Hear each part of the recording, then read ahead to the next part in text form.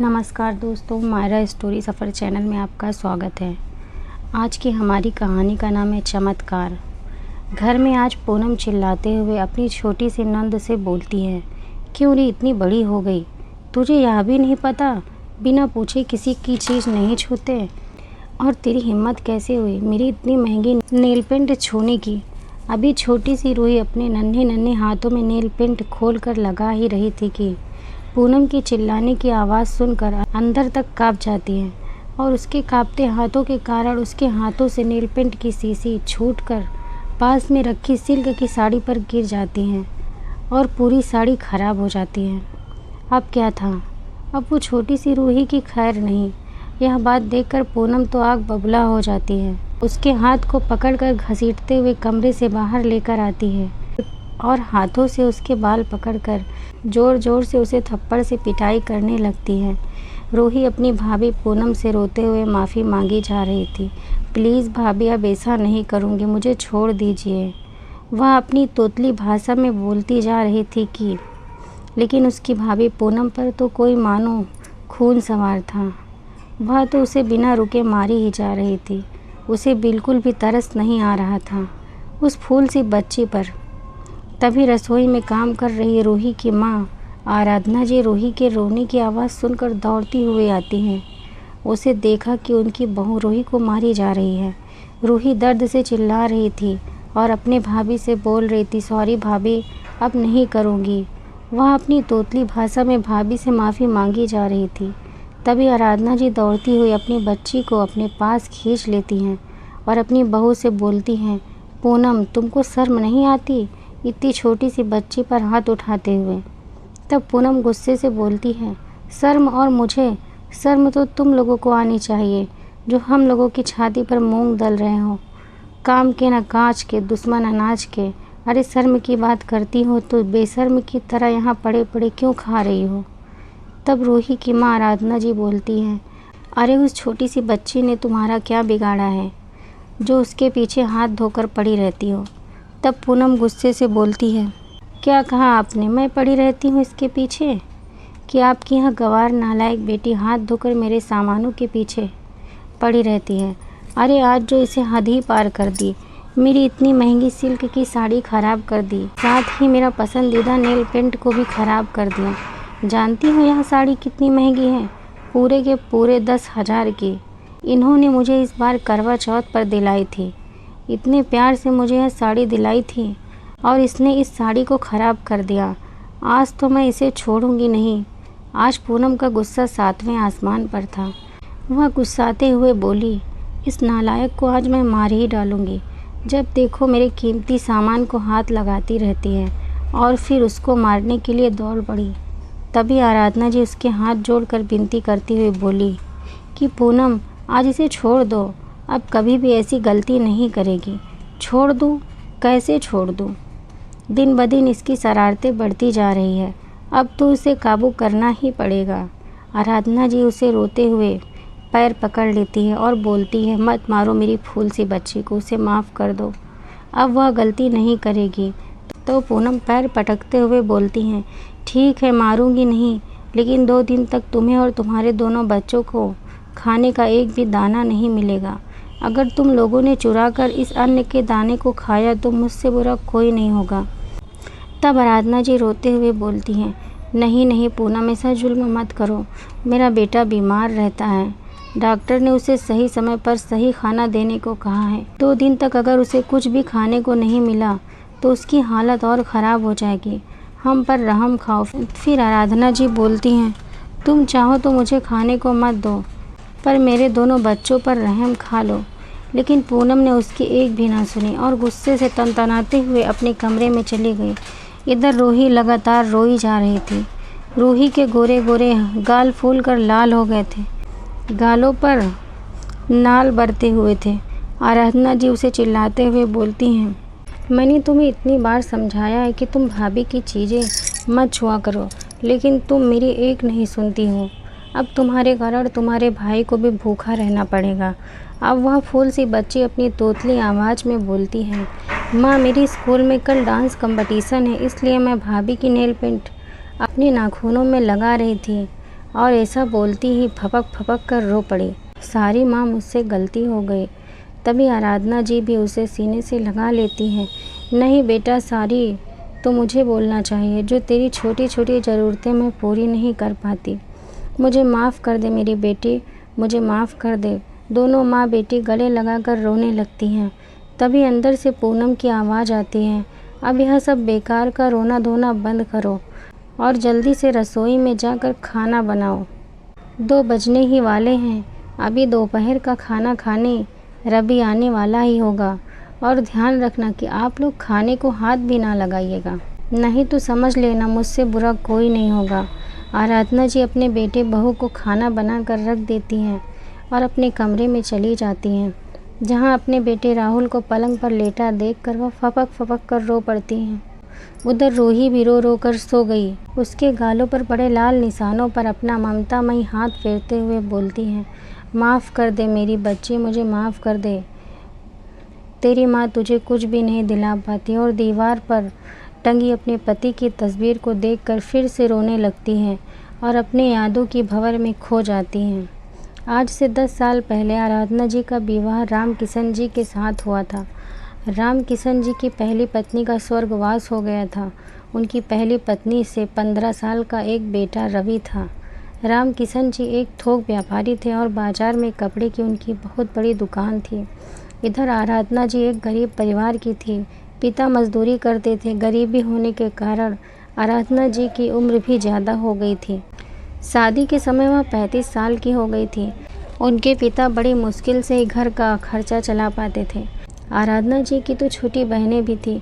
एक बड़ा भाई था जो शादी करके पिता से अलग हो गया, इसलिए मजबूरी बस आराधना जी का विवाह राम किशन से हो गया था।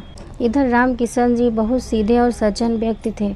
उनका व्यापार भी बहुत ही अच्छा चलता था और समाज में उनका बड़ा मान सम्मान था। वह अपनी पहली पत्नी से बहुत प्यार करते थे, लेकिन उनकी पत्नी के स्वर्गवासी होने के कारण घर पर उनका पुत्र ही रह गया था और राम किशन जी अपने काम के सिलसिले में बाहर ही रहते थे, तो घर और बेटे की देखभाल करने वाला कोई नहीं था। राम किशन जी के आसपास के बड़े बुजुर्गों के समझाने पर राम किशन जी ने आराधना जी से विवाह करने का निश्चय किया, लेकिन उन्होंने एक गरीब परिवार की लड़की से शादी करना ही उचित समझा। तो एक पड़ोस के ही बुजुर्ग आदमी ने राम किशन जी को आराधना जी के स्वभाव के बारे में बताया, तो राम किशन जी आराधना जी से मिले। आराधना जी अपने परिवार की मजबूरी से भली भांति परिचित थी और वह समझदार और सुशील महिला थी। आराधना जी के विचारों से राम किशन जी बहुत प्रभावित हुए और वे उनसे विवाह करने के लिए राजी हो गए। उस समय राम किशन जी की आयु 40 वर्ष की थी। शादी के बाद आराधना जी ने बड़े ही प्यार और अपनापन से घर की सारी जिम्मेदारियां संभाल ली और अपने पति और उनके पुत्र रवि का पूरा ध्यान रखा। वह कभी भी रवि के साथ सौतेला व्यवहार नहीं करती, उसकी छोटी छोटी चीज़ों का ध्यान रखती, लेकिन रवि कभी भी उन्हें माँ की तरह नहीं मानता। वह उनसे कुछ कहता ही नहीं था, लेकिन उसके व्यवहार से समझ में आ जाता था कि वह उन्हें पसंद नहीं करता। राम किशन जी ने भी बहुत बार उन्हें समझाने की कोशिश की, लेकिन वह कुछ समझने को तैयार ही नहीं था। शादी के 2 साल बाद आराधना जी ने एक सुंदर से लड़के को जन्म दिया। राम किशन जी ने और आराधना जी ने बड़े ही प्यार से उनका नाम राहुल रखा। आराधना जी ने राहुल के जन्म के बाद भी कभी भी रवि की देखभाल में और प्यार में कोई कमी नहीं रखी। धीरे धीरे समय बीतता गया। राहुल अब 3 साल का हो गया। तब आराधना जी ने एक सुंदर सी बेटी रूही को जन्म दिया। अब तो मानो आराधना जी की झोली खुशियों से भर गई।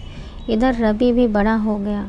वह 23 साल का युवा लड़का बन गया, लेकिन उसकी रुचि पढ़ाई लिखाई में ज़्यादा नहीं थी, इसलिए वह अपने पिता के व्यापार में हाथ बटाने लगा। जब रवि 25 वर्ष का हुआ तो उसके पिता ने एक सुंदर सी लड़की पूनम से उसका विवाह कर दिया। रवि की शादी बहुत धूमधाम से की गई। आराधना जी ने उसके विवाह में कोई भी कमी नहीं रखी।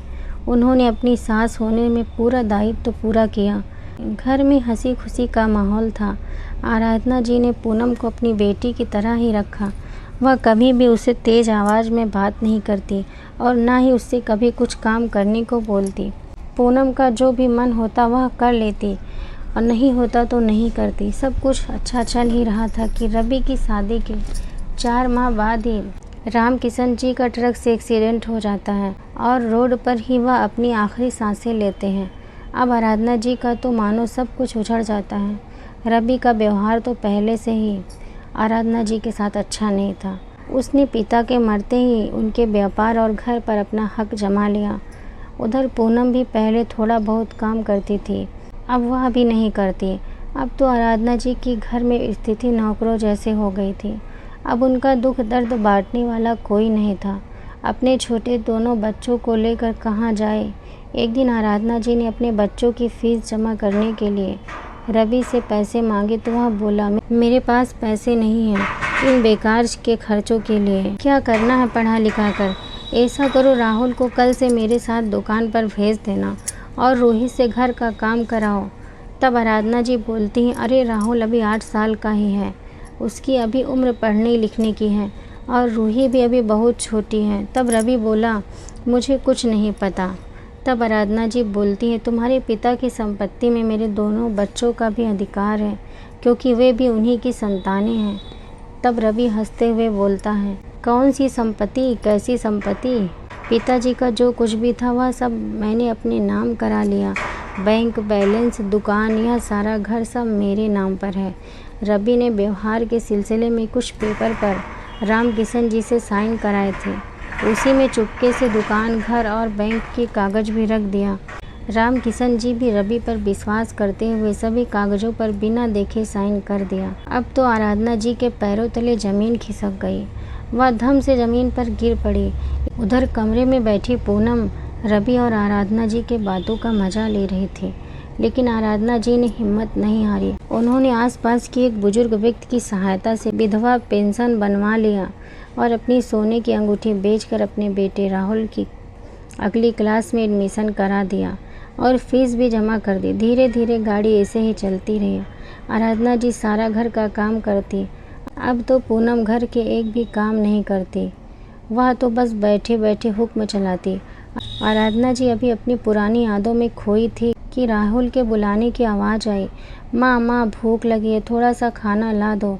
आराधना जी ने घड़ी की तरफ देखा तो 4 बजे थे, लेकिन अब वह समझ नहीं पा रही थी खाना लाए तो कहाँ से। लेकिन फिर भी हिम्मत करके पूनम के पास जाती है और उससे कमरे से बाहर जाकर बोलती है, पूनम 4 रोटी ही दे दो, बच्चों को भूख लगी है और राहुल की तबीयत भी ठीक नहीं है, उसको दवा देने का समय हो रहा है। तभी पूनम अंदर से चिल्लाते हुए बोलती है, अरे 2 दिन खाना नहीं खाएगा तो क्या मर जाएगा? तभी रवि भी बोलता है, रोज़ रोज़ का तमाशा बना कर रख दिया है, चैन से 1 घंटे आराम भी करने नहीं देती। इतनी भूख लगी है तो कटोरा लेकर भीख मांग लो, भूखों का पेट भी नहीं भरता है, जाने कितना खाते हैं। और पैर पटकते हुए कमरे से बाहर निकलता है और आराधना जी को घूरता हुआ अपनी दुकान चला जाता है। बेचारी आराधना जी रोती रह गई। इसी तरह बच्चों का रात से रो रो कर बेहाल हो गया। बेहाल चेहरा उसने देखा नहीं जा रहा था। जब सुबह हुई तो उसने सोचा, अब बहुत हो गया, अब वह अपने बच्चों को ऐसे खुद खुद कर मरते हुए नहीं देख सकती।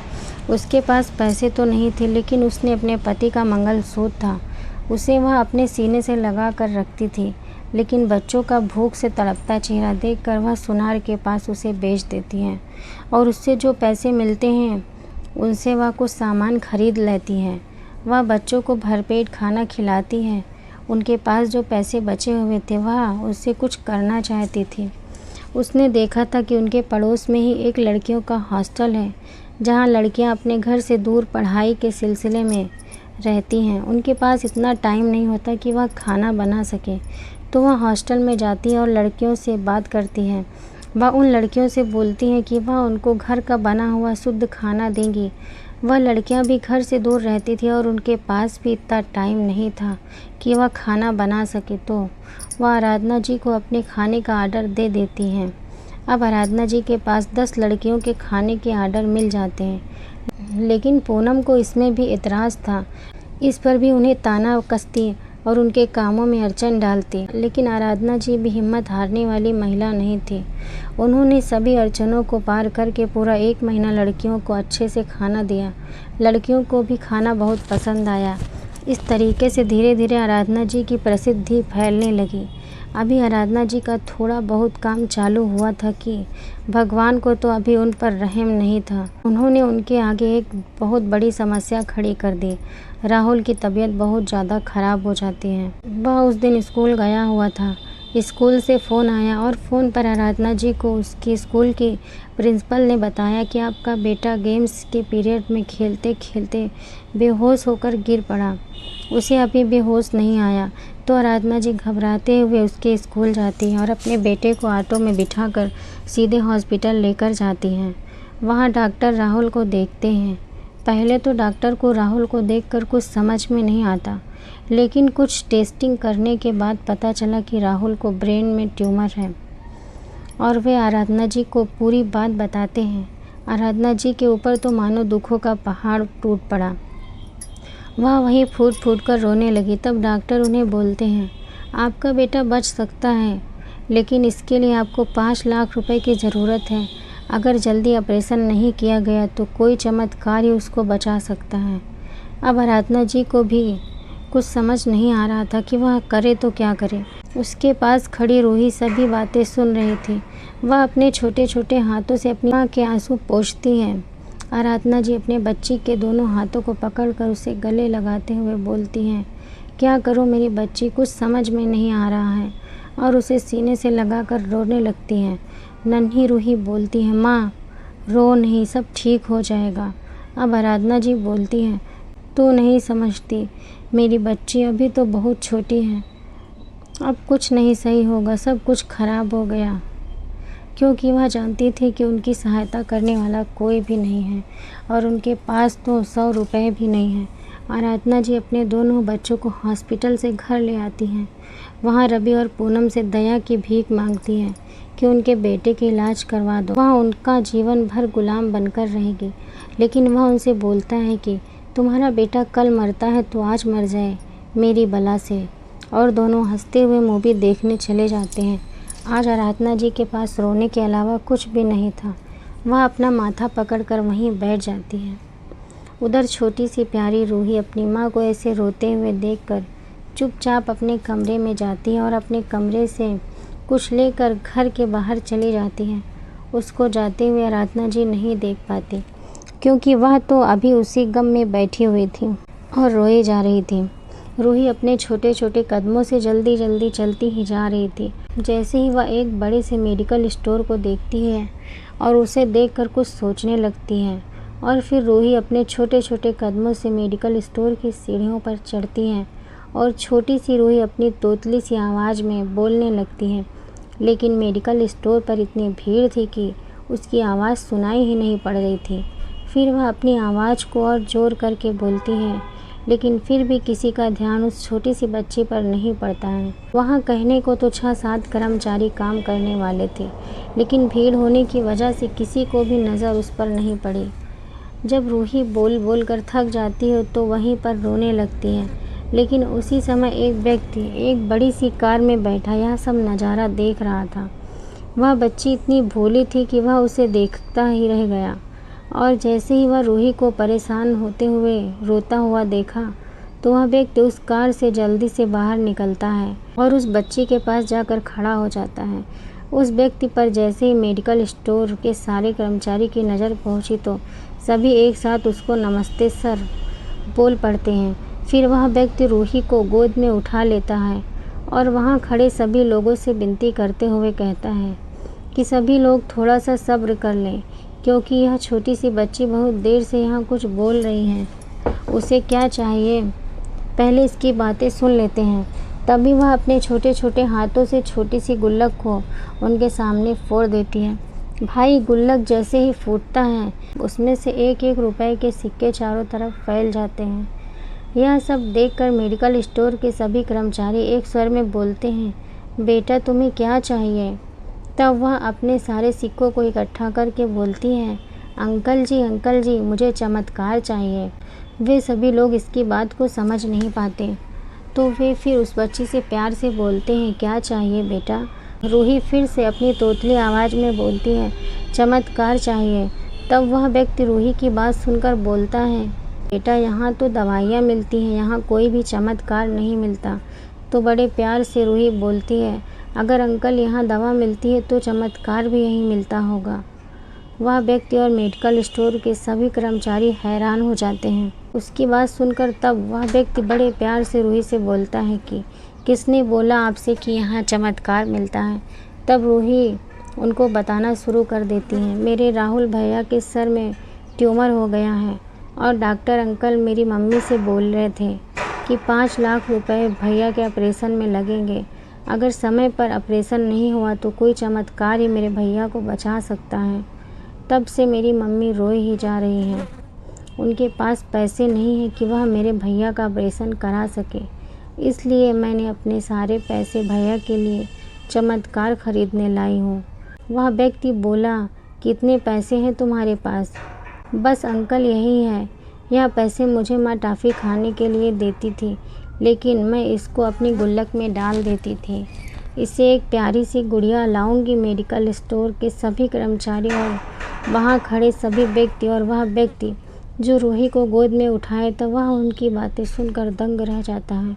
फिर वह व्यक्ति मेडिकल स्टोर के कर्मचारियों से बोलता है कि ज़रा इसके पैसे तो गिनो। तो मेडिकल स्टोर का एक कर्मचारी पैसे गिनने लगता है, तो कुल मिलाकर 100 रुपये होते हैं। तो वह व्यक्ति रूही से हंसकर बोलता है, तो बेटा आज तुमने चमत्कार खरीद लिया, क्योंकि वह व्यक्ति और कोई नहीं, उस मेडिकल स्टोर के मालिक राधे श्याम जी थे। उनके उस शहर में 4-5 हॉस्पिटल और 101 मेडिकल स्टोर थे। वे शहर के जाने माने रईसों में से एक थे। राधे श्याम जी की बात सुनकर रूही तो जैसे खिलखिलाकर हंस पड़ी। उसकी हंसी देखकर राधे श्याम जी को भी अच्छा लगा कि इस प्यारी सी बच्ची की हंसी पर तो करोड़ों रुपए कुर्बान है। वह रूही से बोलते हैं, बेटा मुझे अपने भाई के पास लेकर चलो। राधे श्याम जी रूही को देखकर और उसकी बातों से प्रभावित हुए कि उन्होंने तुरंत ही अपने हॉस्पिटल के सीनियर डॉक्टर से राहुल का ऑपरेशन करवाया। ऑपरेशन सफलतापूर्वक हो जाता है। राहुल की जान बच जाती है।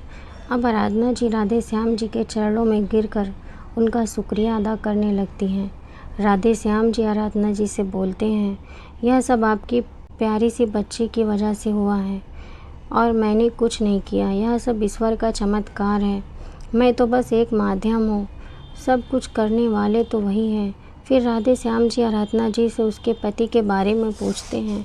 तो जैसे ही राधे श्याम जी रामकिशन जी का नाम सुनते हैं तो वह बोलते हैं, उनको तो मैं जानता हूँ, वह तो बहुत ही भले और ईमानदार इंसान थे, क्योंकि अस्पताल के लिए जितने भी बेडशीट, रजाई, कंबल, तकिया सब उनके यहाँ से ही आता था। फिर वह आराधना जी से उनसे इस दशा के बारे में पूछती हैं, तो आराधना जी अपनी दुख भरी सारी कहानी उनको बता देती हैं। उसको सुनकर राधे श्याम जी बड़े ही क्रोधित होते हैं, लेकिन राधे श्याम जी उस समय चुप रहना ही उचित समझा और वह आराधना जी से बोलते हैं कि आपको कभी भी कोई ज़रूरत हो तो ज़रूर संपर्क करना। आराधना जी खाना तो बहुत अच्छा बनाती हैं, तो वह राधे श्याम जी से गुजारिश करती हैं क्या वह उनको अपने हॉस्पिटल के कैंटीन खोलने की अनुमति दे सकते हैं। तो राधे श्याम जी ने बड़े विनम्रता पूर्वक बोलते हैं कि आपकी यह संबंध में कोई मदद नहीं कर सकता, लेकिन अगर आप वाकई में अच्छा और सेहतमंद खाना बनाती हैं तो मेरे हॉस्पिटल की मैनेजिंग टीम अगर आपको अनुमति दे देती है तो आपको अपने हॉस्पिटल में खाने का दायित्व सौंप सकता हूँ। इसके लिए आपको हॉस्पिटल में कल आकर कुकिंग टेस्ट देना होगा, फिर ईश्वर की इच्छा जैसे होगी वैसा ही होगा। कुकिंग टेस्ट में आराधना जी पास हो जाती हैं। उनकी खाने की सभी तारीफ़ करते हैं। अब आराधना जी मन लगाकर मेहनत करती हैं। उनका खाना टेस्टी के साथ हेल्दी भी होता था। धीरे धीरे उनकी खाने की चर्चा राधे श्याम जी के पास पहुंची, तो वह आराधना जी से बहुत प्रभावित हुए और उनको अपने सभी हॉस्पिटलों के खाने का दायित्व तो दे देते हैं। आराधना जी भी अब फूली नहीं समाती, क्योंकि उनकी तरक्की का मार्ग खुल गया। धीरे धीरे आराधना जी के पास आलीशान मकान, नौकर चाकर सब कुछ हो जाता है। यह सब उनकी कठोर मेहनत और तपस्या के बल पर ही संभव था। भगवान ने उनका साथ दिया और उन्होंने ईमानदारी से मेहनत की। आज उनके बच्चे भी शहर के सबसे अच्छे स्कूल में पढ़ते हैं। आज उनके पास किसी भी चीज़ की कमी नहीं थी, लेकिन रवि और पूनम का तो जैसे समय ही पलट गया, क्योंकि राधे श्याम जी ने अब आराधना जी के मुंह से रवि की सारी करतूतें सुनी तो उन्होंने तुरंत ही अपने हॉस्पिटल में बोल दिया कि कोई भी रवि की दुकान से सामान नहीं मंगाएगा। तब से रवि का धंधा तो चौपट हो गया, क्योंकि राधे श्याम जी के हॉस्पिटल में ही सबसे ज़्यादा सामान जाता था और उन्होंने ही सामान लेना बंद कर दिया। अन्य लोगों ने भी जब राधे श्याम जी से जब सब सुना तो धीरे धीरे यह बात बाजार में फैल गई। लगभग बहुत से लोगों ने रवि से कपड़ा खरीदना बंद कर दिया। अब रवि तो परेशान रहने लगा और अपनी परेशानी में शराब पीने की लत पाल ली। धीरे धीरे वह इतना शराब पीने लगा कि उसका धंधा तो चलना ही बंद हो गया। उसके चलते वह कर्ज में डूब गया और उसने अपना घर और दुकान भी गिरवी रख दिया। अब तो रवि और पूनम गरीबों की तरह गुजारा करने लगे। एक दिन अचानक रवि का भयंकर एक्सीडेंट हो गया। रवि गंभीर रूप से घायल हो गया। उसका एक पैर पूरी तरीके से जख्मी हो गया। शरीर के अन्य भागों में भी चोट आई। जब पूनम को डॉक्टरों के द्वारा पता चला कि रवि का पैर का ऑपरेशन होना है और उसके लिए लाखों रुपए की ज़रूरत है, तो पूनम यह सोच सोचकर परेशान थी कि पैसे की व्यवस्था कैसे की जाए। यदि रवि के पैर का ऑपरेशन जल्दी नहीं हुआ तो पूरे शरीर में इन्फेक्शन फैल जाएगा और उसको बचाना मुश्किल हो जाएगा। वह रोते हुए अपने भाइयों को फ़ोन करती है, लेकिन उसकी भाभी पीछे से बोलती है, कोई ज़रूरत नहीं है पैसे देने की, हमारे बच्चे क्या भीख मांगेंगे। अब पूनम के पास कोई सहारा नहीं था। वह रोते हुए आराधना जी के पास जाती है और बोलती है, माँ जी मेरे पति को बचा लो। वह आराधना जी के पैरों में गिर जाती है और रो रो कर उसे दया की भीख मांगती है। तभी कहा जाता है कि कर्मों का तो फल भोगना ही पड़ता है। आज पूनम को भी वही दिन देखना पड़ रहा था जब आराधना जी ने अपने बेटे की ज़िंदगी के लिए भीख मांग रही थी और वह उनकी कितना भी कड़वा बोल रहे थे कि तुम्हारा बेटा कल मरता है तो आज ही मर जाए, और हंसते हुए मूवी देखने चले जाते हैं। आज पूनम और रवि की वही स्थिति है। इसलिए कहा जाता है कि कर्म लौट कर आते हैं। पूनम को अपने पैरों में रोता हुआ देखकर आराधना जी तुरंत ही उसे चुप कराते हुए बोलती हैं, तुम चिंता मत करो, मैं अपने बेटे को कुछ नहीं होने दूंगी, और तुरंत ही पूनम के साथ जाकर हॉस्पिटल में सारे पैसे जमा करा देती हैं। रवि का ऑपरेशन अच्छे से सही समय पर हो जाता है और जब उसको होश आता है तो वह पूनम से पूछता है कि इतने सारे पैसे की व्यवस्था तुमने अकेले कैसे की। पूनम रवि को रोते हुए अपने मायके और आराधना जी की सारी बातें बताती है। रवि यह सुनकर दंग रह जाता है। वह मन में सोचता है कि उसने आराधना जी के साथ कितना गलत व्यवहार किया, लेकिन मेरे गलत व्यवहारों के बावजूद भी आराधना जी ने उसके साथ अच्छा करने में तनिक भी नहीं सोचा। तभी आराधना जी अपने दोनों बच्चों रूही और राहुल को लेकर कमरे में प्रवेश करती हैं। रवि उनको देखकर रोने लगता है और हाथ जोड़कर माफ़ी मांगता है, माँ मुझे माफ़ कर दो। आज पहली बार रवि के मुंह से आराधना जी के लिए माँ शब्द निकला। तब आराधना जी थोड़ी सी भावुक हो जाती हैं, लेकिन खुद को संभालते हुए बोलती हैं, बेटा तुमने भले ही मुझे अपनी माँ कभी नहीं माना, लेकिन मैंने सदा ही तुम्हें अपना बड़ा बेटा माना है। और इतना कहकर अपने आंसू पोंछने लगती हैं। उधर रूही और राहुल भी रवि भैया कैसे हो, रवि भैया कैसे हो पूछने लगते हैं। तो रवि उनसे बड़े प्यार से बोलता है, अच्छा हूँ बच्चों, और उन्हीं के हाथों को प्यार से चूम लेता है। कहते हैं ना, कभी कुछ रिश्ते ऐसे होते हैं जो अपनी खून के रिश्तों पर भी भारी पड़ जाते हैं। आज आराधना जी ने भी ऐसा ही मिसाल कायम कर दी। तो दोस्तों, आज की यह कहानी आप सभी लोगों को कैसे लगी, नीचे कमेंट बॉक्स में लिखकर मुझे ज़रूर बताइएगा। अगर यह कहानी आप सभी लोगों को अच्छी लगे तो प्लीज़ इस वीडियो को लाइक और शेयर ज़रूर करें और मेरे चैनल को सब्सक्राइब करना ना भूलें। तो फिर मिलते हैं एक नई कहानी के साथ। धन्यवाद।